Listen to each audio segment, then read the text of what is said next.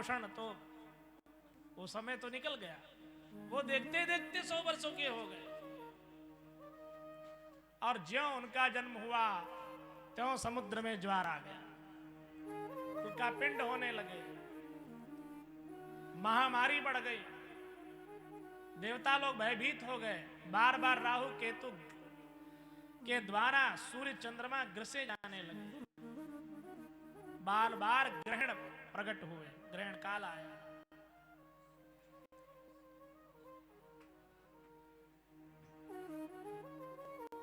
एक बार दिति का पुत्र हिरणाक्ष, 2 पुत्र हुए ना, एक का नाम हिरणाकश्यप, एक का नाम हिरणाक्ष। तो हिरणाक्ष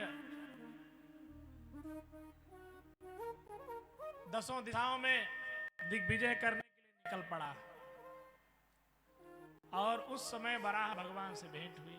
उसी समय वराह भगवान समुद्र में जा रहे थे और ये दिग्विजय के लिए समुद्र में घुसा था।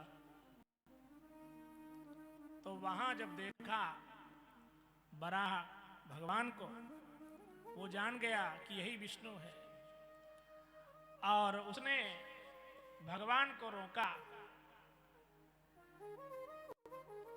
ऐ तुम कौन हो और ये हमारी धरोहर पृथ्वी को इस प्रकार तुम कहां लिए जा रहे हैं, छोड़ो इसको। और कहने लगे जंगली पशु यहां जलराशि में कहां से आ गया।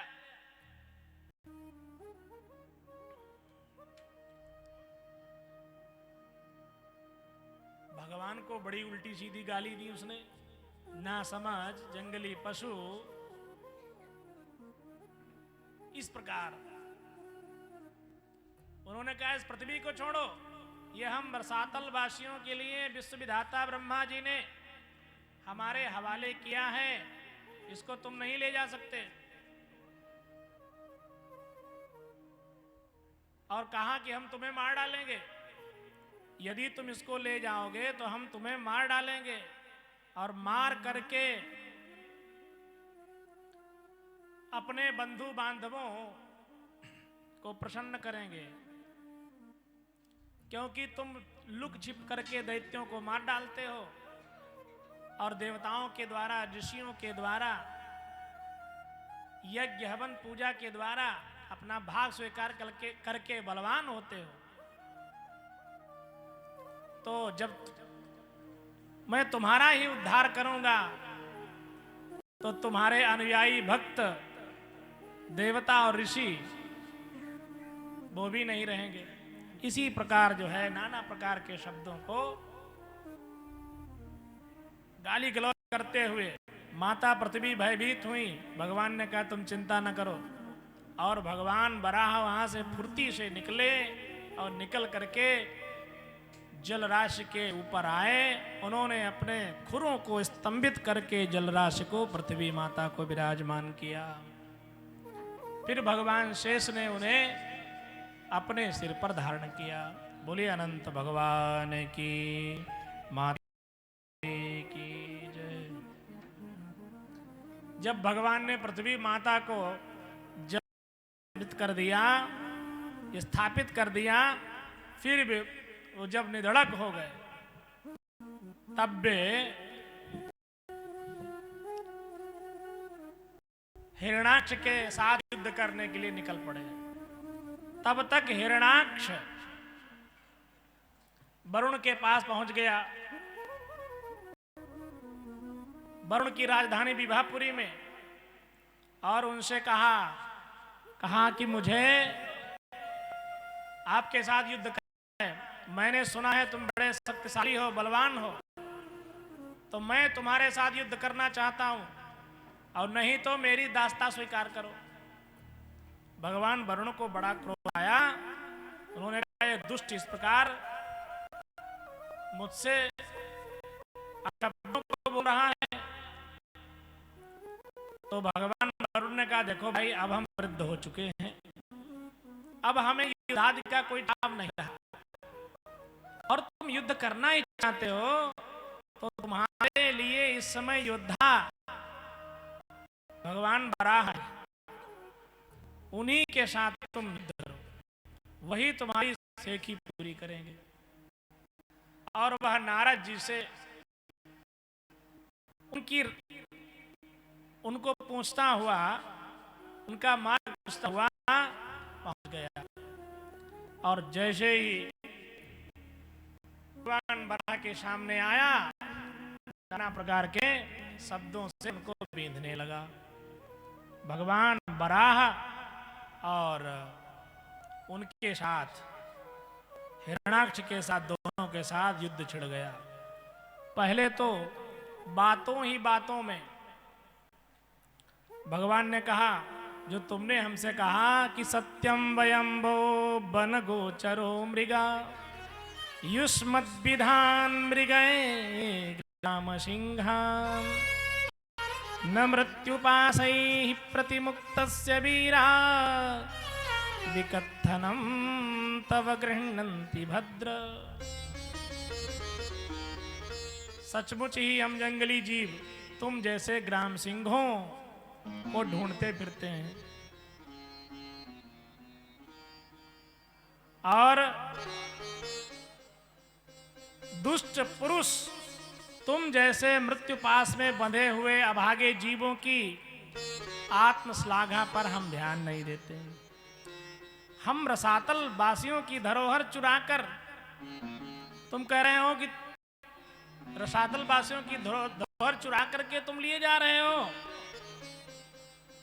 तो कि रसातल वासियों की धरोहर नहीं, ये हम देवता और ऋषियों की धरोहर है। अनादिकाल से जो रसातल में डूबी हुई थी, देवताओं का कल्याण करने के लिए, ऋषियों का कल्याण करने के लिए इसको हमने स्थापित किया है। और तुम अपने को बलवान समझते हो, तो आओ युद्ध हो जाए। भगवान बराह ने हिरणाक्ष को ललकारा और हिरणाक्ष ने बराह को, दोनों के साथ घमासान युद्ध होने लगा। ऐसा युद्ध हुआ कि संपूर्ण विश्व घबरा गया। देवता लोग एकत्रित हो गए और कोई देवता तो भगवान का उत्साह वर्धन करने के लिए उनके ऊपर पुष्प वर्षा करने लगे, और कोई तो भयभीत होकर के हाथ जोड़ करके खड़े हो गए। अब तो भगवान के साथ में घमासान युद्ध होने लगा। एक गदा की चोट की हिरणाक्ष ने भगवान बचा गए। भगवान ने हिरणाक्ष को चोट की, वो भी बचा गया। इसके बाद में हिरणाक्ष ने पुनः जब गदा का प्रहार किया तो भगवान की कौमुदकी गदा हाथ से छूट गई। अब तो सभी देवता भयभीत हो गए, अब क्या होगा। तब बराह भगवान भी आश्चर्य में पड़ गए। तो हिरणाक्ष ने कहा, अपनी तुम गदा उठा लो, तुम्हें समय देता हूं।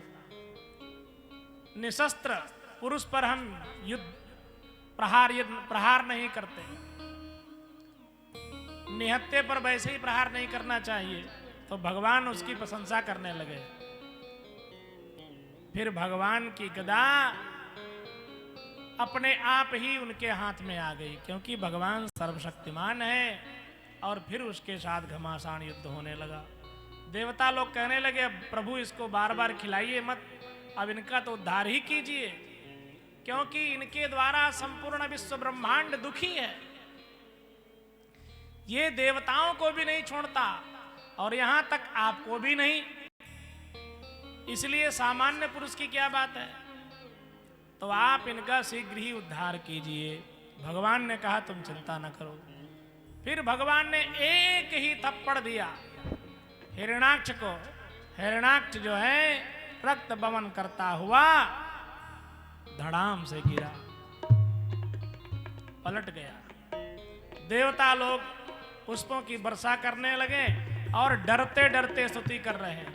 देवताओं ने सोचा अभी मरा नहीं, जब उल्टा उल्टा पड़ा था, प्राण तो निकल गए थे, परंतु देवताओं को भय था कि कहीं ये खड़ा हो गया तो फिर क्या होगा।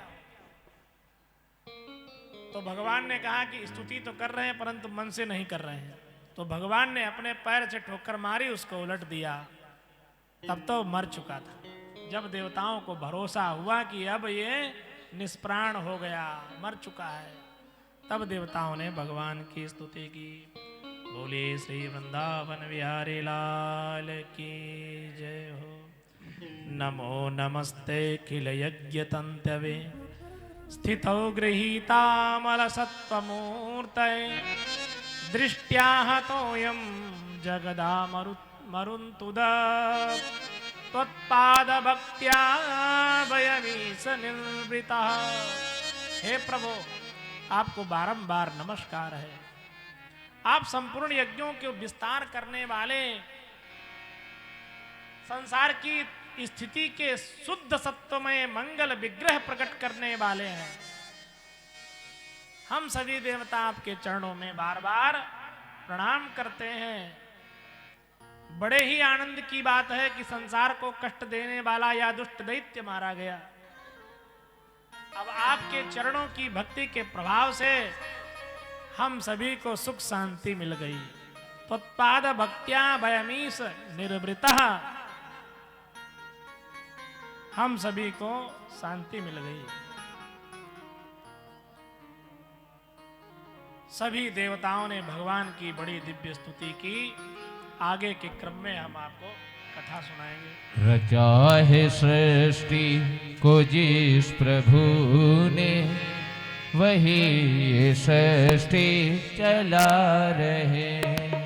रचा है सृष्टि को जिस प्रभु ने, वही चला रहे हैं। रचा है सृष्टि को जिस प्रभु ने, वही ये सृष्टि चला रहे हैं। रचा है सृष्टि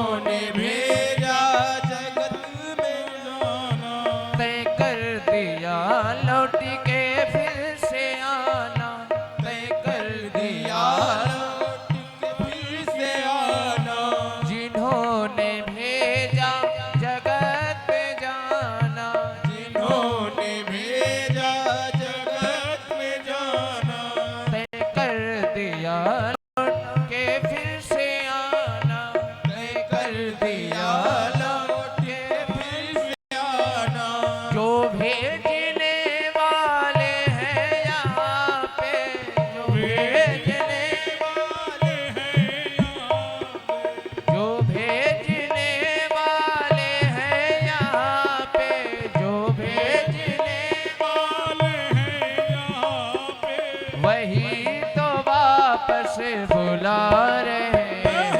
रचा है सृष्टि को जिस प्रभु ने, वही ये सृष्टि चला रहे हैं। रचा है सृष्टि को जिस प्रभु ने, वही सृष्टि चला रहे हैं।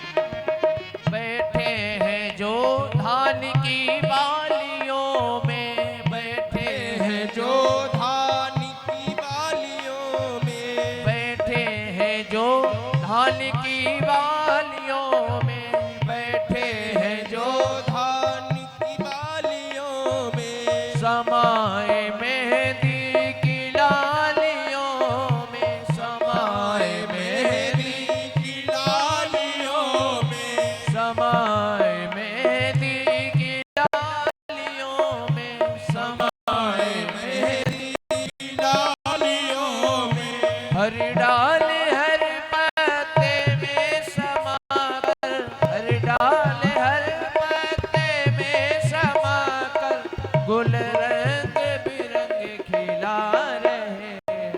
रचा है सृष्टि को जिस प्रभु ने, वही सृष्टि चला रहे।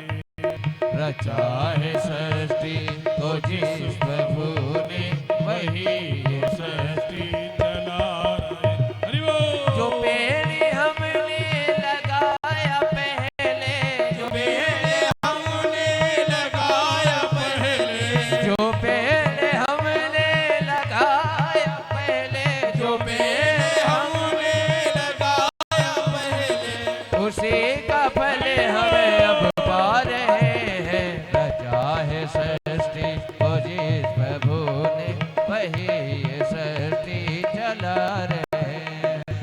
चाहे सृष्टि को जिस प्रभु ने, वही सृष्टि चला रहे। इसलिए सब गाइए, हरे राम रामा, राम राम हरे हरे, हरे राम रामा, राम राम हरे हरे, हरे कृष्ण कृष्ण, कृष्ण कृष्ण हरे हरे, हरे कृष्ण कृष्ण, कृष्ण कृष्ण हरे हरे, हरे राम राम, राम राम हरे हरे, हरे कृष्ण कृष्ण, कृष्ण कृष्ण हरे हरे।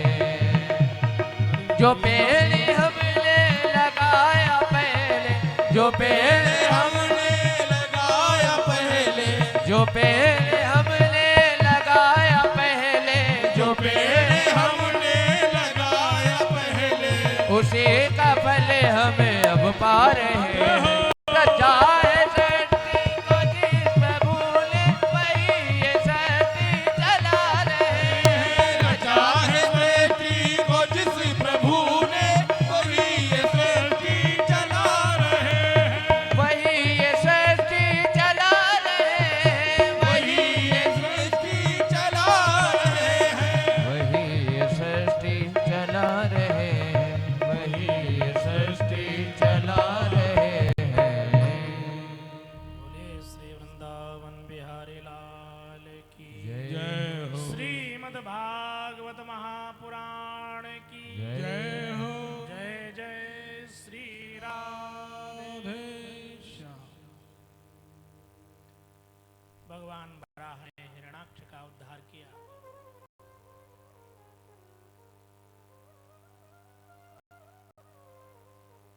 एक बार की बात है, ब्रह्मा जी के पुत्र कर्दम ऋषि, इन्होंने पृथ्वी मंडल पर हिमालय में बिंद सरोवर नामक तीर्थ जिनके आश्रम के किनारे था, अपने आश्रम में घोर 10,000 वर्ष तक तपस्या की भगवान की। किस कामना के लिए? प्रजा सृजेति भगवान कर्दमो ब्रह्मणोदितः सरस्वत्याम तपस्ते पे सहस्त्राणाम समादश। प्रजा सृजेति, संतान की कामना के लिए, संतान उत्पत्ति की कामना के लिए भगवान की 10,000 वर्ष तक तपस्या की, तो भगवान प्रसन्न हो गए। भगवान श्री हरि प्रकट हुए, क्योंकि कर्दम ऋषि ने जो तपस्या की वो भाव विभोर होकर के, उनके नेत्रों से इतने अश्रु निकले जिसका एक कुंड बन गया। और फिर भगवान ने दर्शन दिए। भगवान अपने भक्त के ऊपर कृपा की और कृपामृत बरसाते हुए इतने अश्रु भगवान के निकले कि सरोवर भर गया। उसका नाम पड़ा बिंदु सरोवर, बिंदु सरोवर तीर्थ। भगवान ने उनका मनोरथ जान करके उनको आशीर्वाद दिया और आज्ञा दी कि हे ब्रह्म, तुमने बड़ी निष्ठा और भक्ति के साथ मेरी जो उपासना की है, मैं बड़ा प्रसन्न हूं। तुम्हारे मन का संकल्प जान करके मैंने व्यवस्था की है। इस चक्रवर्ती, तो पृथ्वी के चक्रवर्ती सम्राट स्वयंभू मनु आज के तीसरे दिन तुम्हारे यहाँ आएंगे और अपनी कन्या का दान तुम्हारे साथ करेंगे। और फिर मनु नंदिनी के गर्भ से मैं स्वयं तुम्हारे पुत्र रूप में जन्म लूंगा। कर्दम जी महाराज बड़े प्रसन्न हुए, हाथ जोड़ करके भगवान की स्तुति की और भगवान अंतर ध्यान हो गए। भगवान के कथनानुसार तीसरे दिन बरहिष्मती के चक्रवात सम्राट चक्रवर्ती महाराज स्वयंभू मनु अपनी पत्नी के साथ कन्या को लेकर के उनके आश्रम पर आ गए और उनको अपनी कन्या का दान कर दिया। ब्राह्म विधि से उनका विवाह कर दिया। विवाह के पश्चात बहुत दिन व्यतीत हो गए। कर्दम जी महाराज साधना ही करते रह गए। वो भूल गए कि हमारा विवाह हुआ। 100 वर्ष व्यतीत हो गए। 100 वर्षों के बाद मनु नंदिनी ने जब निवेदन किया तो उन्होंने उनकी इच्छा के अनुसार एक कामक विमान उत्पन्न किया। बड़ा सुंदर भवन, बड़ा सुंदर विमान, विमान पर ही भवन विराजमान था, स्थापित था, जो मन के वेग के अनुसार चलता था। जहां चाहो वहां चला जाता था। देवहूति बड़ी प्रसन्न हुई, परंतु अपने शरीर की ओर देखा तो 100 वर्ष की बुढ़ी, तो उनको अच्छा नहीं लगा कि मैं 100 वर्ष की बुढ़िया हो गई हूं और भोग विलास के लिए सुंदर भवन। उनका मन खिन्न हो गया। कर्दम ऋषि ने कहा, तुम दुखी मत हो, इस बिंदु सरोवर तीर्थ में स्नान करो मेरी आज्ञा से, क्योंकि ऋषि प्रवर ब्रह्मा जी के समान थे। उनकी आज्ञा को पाकर के देवहूति ने जल में स्नान किया और ज्यों ही डुबकी लगाई वैसे ही 16 वर्ष की हो गई। उनके साथ में 1000 पद्मगंधा अप्सराएं प्रकट हुई। देवहूति को मलमल करके स्नान कराया और वस्त्र आभूषण से सुसज्जित करके उनको बाहर लाया। देखा तो सुंदर विमान पर बैठाया। कर्दम ऋषि ने भी अपनी माया के द्वारा अपने को युवा बना करके उस विमान में 1000 वर्ष पर्यंत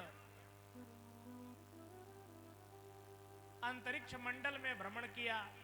इस काल में उनके 9 कन्याएं हुई। ऋषि ने कहा अब हम इस विमान को रोक करके जंगल को चले जाएंगे। अब तो 9 कन्याएं हो गई। भोग विलास करते करते 1000 वर्ष व्यतीत हो गए। देवहूति ने हाथ पुत्र हो जाए तब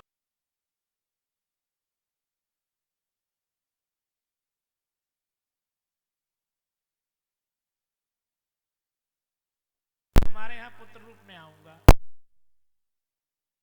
को याद जब आई तब वे रुक गए और फिर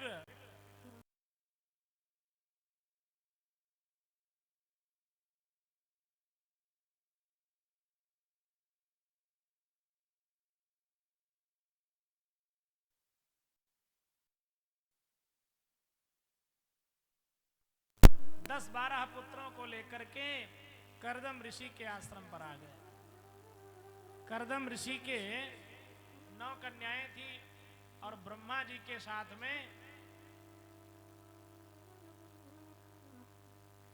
9 पुत्र थे जो विवाह के योग्य थे।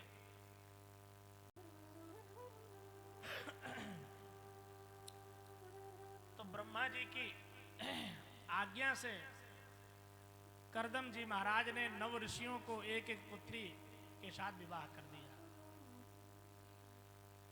ब्रह्मा जी के पुत्र जो मरीचि थे, मरीचि को कला नाम की कन्या प्रदान की, अत्रि को अनुसुईया नाम की कन्या प्रदान कर दी, अंगिरा को श्रद्धा नाम की कन्या प्रदान की, पुलस्त को हबिर्भू नाम की कन्या, पुलह को गति नाम की कन्या, क्रतु को क्रिया नाम की कन्या, भृगु को ख्याति नाम की कन्या, वशिष्ठ को अरुंधति और अथर्वा को शांति नाम की कन्या के साथ विवाह कर दिया। बड़ी धूमधाम के साथ विवाह करके और वो 9 ऋषि अपनी अपनी पत्नी को लेकर के अपने अपने लोकों को चले गए। फिर ब्रह्मा जी नारद जी के साथ में ब्रह्मलोक को चले गए। नारद जी का विवाह नहीं हुआ। नारद जी ब्रह्मचारी हैं। बोलिए नारद जी महाराज की जय। फिर भगवान कपिल का जन्म हुआ।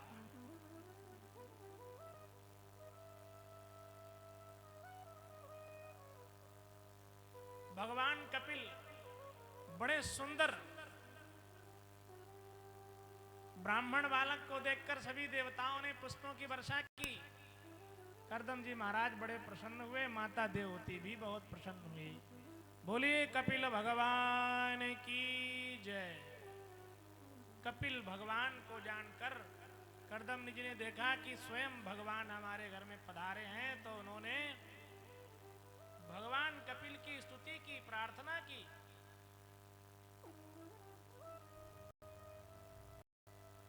भगवान कुछ बड़े हो गए। जब बोलने लगे, खेलने लगे, बड़े हो गए, कुछ बोध हुआ, तब भगवान ने कहा कि हे पिता, तुमने पूर्व में माता से कहा था बन जाने के लिए, तो अब आप जा सकते हो। मया प्रोक्तम हि लोकस्य प्रमाणम सत्यलौकिके अथा जनिमया तुभ्यं यदवोचमृतम मुने। हे ऋषि प्रवर, वैदिक लौकिक सभी कर्मों में संसार में मेरा कथन है और मेरा कथन ही प्रमाण है। जो वेद में लिखा है वो प्रमाण है, जो पुराणों में लिखा है वो प्रमाण है। मैं तुम्हारे यहां आऊंगा ऐसा मैंने तुमसे कहा था, इसलिए मैंने जन्म लिया है। अब आप जंगल को जा सकते हो। गच्छ कामं मया पृष्टो मयि सन्न्यस्त कर्मणा जित्वा सुदुर्जयं मृत्यु अमृतत्वाय मां भज। हे पिता, मैं तुम्हें आज्ञा देता हूं, तुम इच्छानुसार जाओ, अपने संपूर्ण कर्म मुझे समर्पित करते हुए जित्वा सुदुर्जयं मृत्युम, दुर्जय मृत्यु को जीत करके अमृतत्वाय मां भज, और मोक्ष पद प्राप्त करके मुझको मेरा स्मरण करते हुए मोक्ष पद प्राप्त करो। मैं स्वयं ब्रह्म हूं, मेरा ध्यान करो। ममात्मानः स्वयं ज्योति, मैं स्वयं प्रकाश, स्वयं संपूर्ण जीवों के अंतःकरण में रहने वाला परमात्मा मैं ही हूं। इसलिए मेरा ध्यान करो, मेरा भजन करो। भगवान की आज्ञा पाकर के करदम जी महाराज जंगल को चले गए। और फिर बची माता देवहूति। माता देवहूति को भगवान कपिल ने सांख्य शास्त्र का उपदेश किया।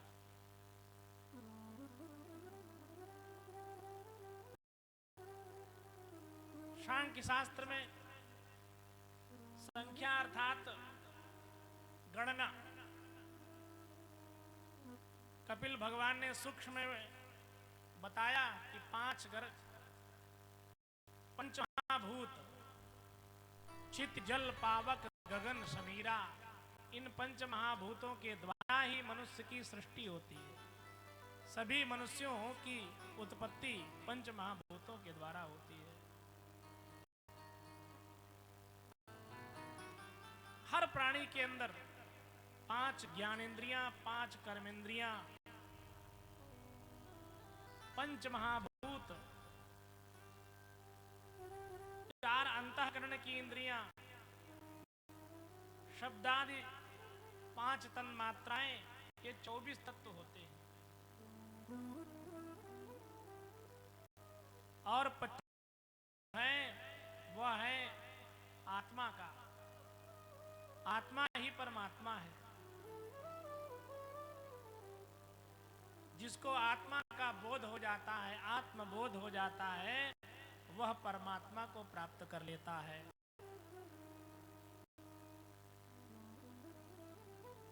इसी प्रकार भगवान ने माता देवहूति को सांख्य शास्त्र का उपदेश किया।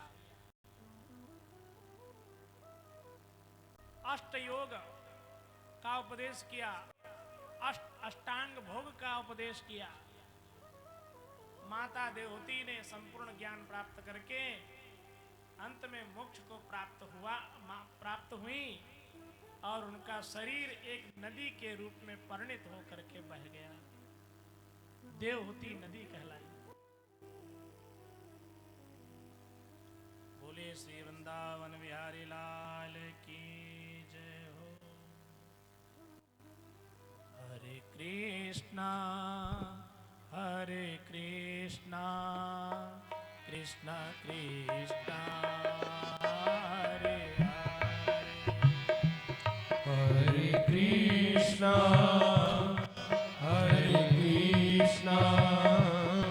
कृष्ण कृष्ण हरे हरे,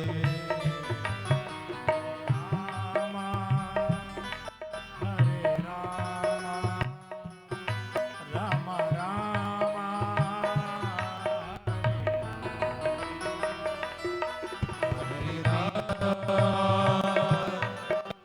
राम राम राम हरे हरे, हरि बोल। हरे कृष्णा कृष्ण कृष्ण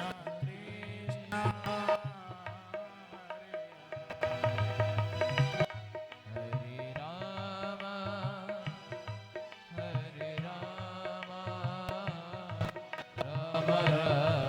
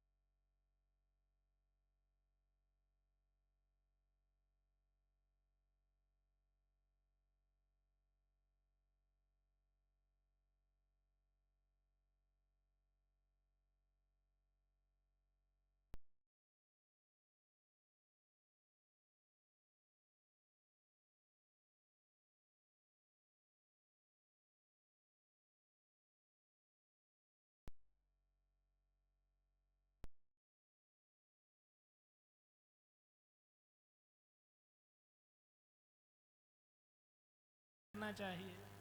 और जिसको कन्या का दान कर दिया वो मान्य हो गया, तो सदा उसके पैर छूना है जिसको हमने दान किया। एक बार जिसको आप कुछ विशेष वस्तु दान कर दें, ठीक है, तो उसको सदा प्रणाम करना चाहिए, आशीर्वाद लेना चाहिए। तो दामाद को कन्या रूपी रत्न दान किया जिसका वो पात्र था, तो आप सदा उसको प्रणाम करेंगे। परंतु दक्ष के यहां भी ऐसा नहीं था। वो संस्कृति कुछ और थी, ये संस्कृति कुछ और है। ये विद्वान ब्राह्मण और ऋषियों के द्वारा बनाई गई संस्कृति है, जो ससुर सास और उनके पुत्र अर्थात साले, वो सभी अपने, कोई अपने दामाद के, कोई अपने बहनोई के पैर छूते और सम्मान करना चाहिए। परंतु इधर पूरब में सब लोग उल्टा नियम चलता है कि ज्यों दामाद साहब आएंगे वैसे सबको प्रणाम करेंगे, ढूंढ कहाँ आओ प्रणाम करो। तो उसी प्रकार ये पूर्व का ही मामला है। दक्ष प्रजापति आए तो भगवान शिव ने प्रणाम नहीं किया। भगवान शिव जानते ही नहीं थे कौन आया, वो तो भगवान का ध्यान कर रहे थे। उतने में ही आए तो उनको, तो दक्ष प्रजापति ने क्या किया, अजम लोकं गुरुं नत्वा निससाद तदाज्ञया। आज माने ब्रह्मा को नमस्कार करके और उनकी आज्ञा से बैठ गए। परंतु शिव को देखा, शिव तो ध्यान में मग्न थे, उनको पता ही नहीं लगा कि दक्ष कब आए। तो खड़े हो गए, खड़े होकर के सभी सभापतियों को उन्होंने सचेत किया। श्रूयताम ब्रह्म ऋषयों में सह देवासयत् सहाग्नयः साधूनां ब्रुवतो वृत्तम नाज्ञानान्यन्यवत्सरा। सभी ब्रह्मर्षि महर्षि देवर्षि सुने, देवताओं सहित अग्नियों सहित सभी लोग श्रवण करें। मैं नासमझी या द्वेष बस नहीं कहता हूं, बल्कि शिष्टाचार की बात करता हूं। अयम ही लोकपालानाम यशोग्नो निरपत्रपः। यह निर्लज्ज महादेव ने ऐसा कहा, यह निर्लज्ज महादेव ने समस्त लोकपालों की कीर्ति में धूल मिला दी, कीर्ति में धूल मिला दी।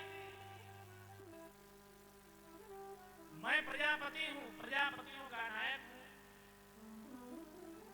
और मेरा अपमान किया है। ये मेरा दामाद है, चाहिए तो खड़ा होकर के मेरा अभिवादन करता, क्योंकि ब्रह्मा जी के कहने से मैंने अपनी पुत्री का विवाह इसके साथ किया। और ये इतना अहंकारी घमंडी हो गया है, बंदर की तरह आंखें और अघोरी रूप धारण करके अमंगल वेश धारण करके रहता है। शमशान में चिता की भस्म लगाता है और शमशान में ही पड़ा रहता है। और वैसे ही इसके अनुयायी है। ये अस्थियों की माला पहनता है, कपाल लिए घूमता है, अघोरी है, भिखमंगा है। नाना प्रकार के शब्दों से भगवान को बड़ा कष्ट हुआ। भगवान भोलेनाथ जब ऐसे बड़बड़ा रहा तो भगवान उठ गए कि बड़ा अधिकार दक्ष जब पावा। जिसको बड़ा अधिकार मिल जाता है उसके अंदर घमंड उत्पन्न हो जाता है, अहंकार हो जाता है। और जब अहंकार हो जाता है लगता है, तो भगवान शिव का अपमान किया। तो भगवान शिव तो चुप रहे। नंदीश्वर ने दक्ष को श्राप दे दिया कि तुम बड़बड़ा रहे हो, इसलिए मुख विहीन हो जाओ। और कई श्राप दिए, पाखंडी हो, ढोंग करने वाले हो। भृगु ने भी तो दक्ष की तरफ से जो है आशीर्वाद दे दिए कि जितने शिव भक्त होंगे वे सभी पाखंडी होंगे। पाखंड रूप धारण करके भीख मांगते फिरेंगे।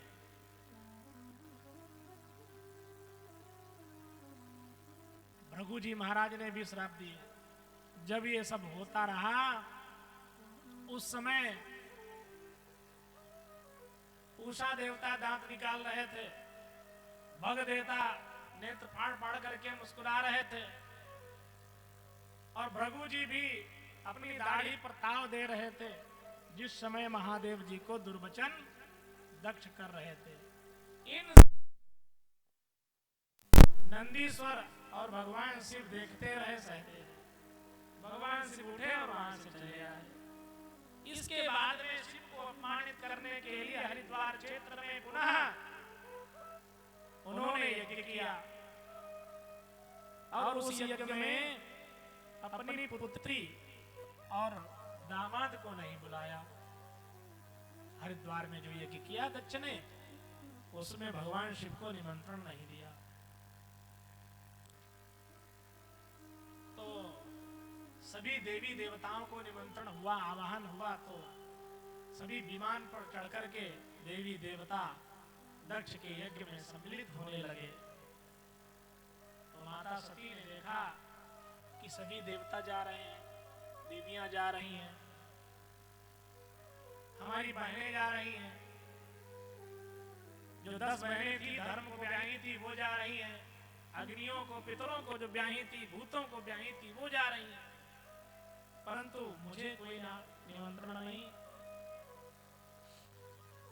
तो भगवान शिव से पूछा, ये क्या सब हो रहा है, ये सब कहां जा रहे हैं? भगवान शिव ने कहा, तुम्हारे पिता ने यज्ञ रचा और उस यज्ञ में सभी को बुलाया है, ये वहीं सब जा रहे हैं। मेरे पास कोई निमंत्रण नहीं आया। बोले हमें नहीं बुलाया। क्यों नहीं बुलाया? तो महादेव जी ने यही सारा प्रपंच उनको बताया, इसलिए नहीं बुलाया। लेकिन माता सती कहने लगी कि प्रभु मुझे तो आज्ञा दीजिए, मेरा मन हो रहा है जाऊं। पिता भवन उत्सव परम जो प्रभु आयसु होय, तो मैं जाऊं कृपायतन सादर देखन सो। यदि आपकी आज्ञा हो तो पिता के घर में जो उत्सव यज्ञ हो रहा है उसको मैं देखने के लिए जाऊं। भगवान शिव ने कहा कि तुम मत जाओ, क्योंकि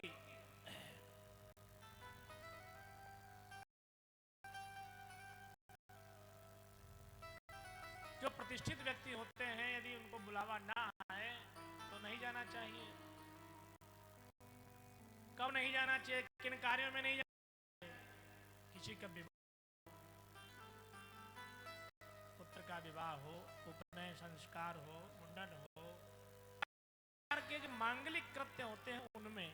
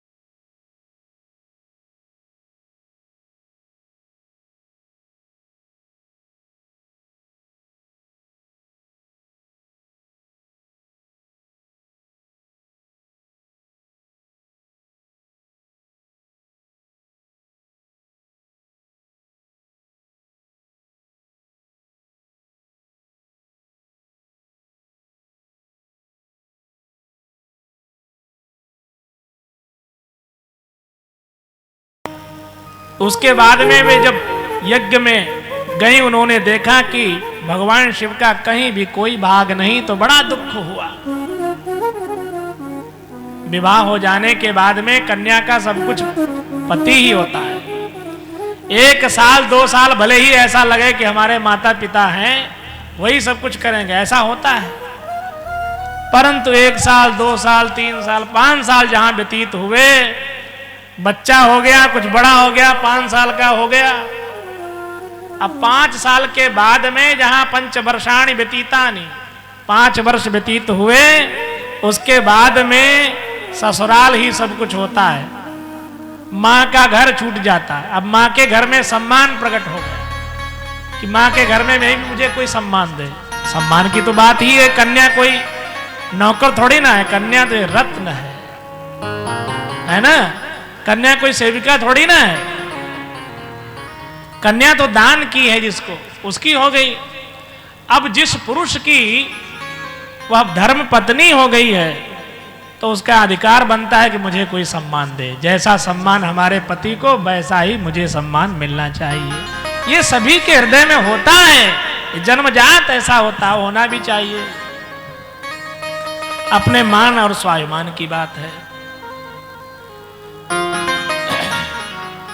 तो माता सती ने जब देखा कि भगवान का कोई भाग नहीं, तो उन्हें बड़ा दुख हुआ कि अब मैं शरीर को त्याग दूंगी। क्यों त्याग देंगी? कि जब भगवान के साथ बैठेंगी, भगवान कहेंगे कि आओ दाक्षायणी, दाक्षायणी सती का नाम है ना, कि जब दक्षनंदिनी दाक्षायणी इन शब्दों से मुझे संबोधन करेंगे, तब मैं क्या करूंगी, क्या कहूंगी, क्या उत्तर दूंगी? तो मृत्यु तुल्य कष्ट होगा कि तुम वहां गई थी, तुम्हारा कोई सम्मान नहीं हुआ और मेरा भी कोई सम्मान नहीं हुआ। सबसे कठिन जाति अवमाना, अपना अपमान, अपनी जाति का अपमान, अपने समाज का अपमान, स्वाभिमान का अपमान, ये बड़ा ही कष्टकारी है। सती ने निश्चय कर लिया कि अब मैं इस शरीर को भगवान के सामने उनको अपना मुख नहीं दिखाऊंगी। और उन्होंने यज्ञशाला के उत्तर भाग में बैठ गई। बैठ करके शिव चरणों में अपना ध्यान लगा दिया। अपने उन खड़ चक्र का भेदन करते हुए योगाग्नि में स्थित हो गई। मन तो भगवान शिव के चरणों में लगा दिया और बार बार वरदान मांगा कि मेरा जन्म हो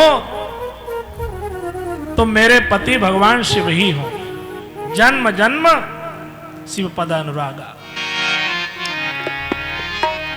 जन्म जन्मों में भगवान शिव का सानिध्य ही मुझे प्राप्त हो।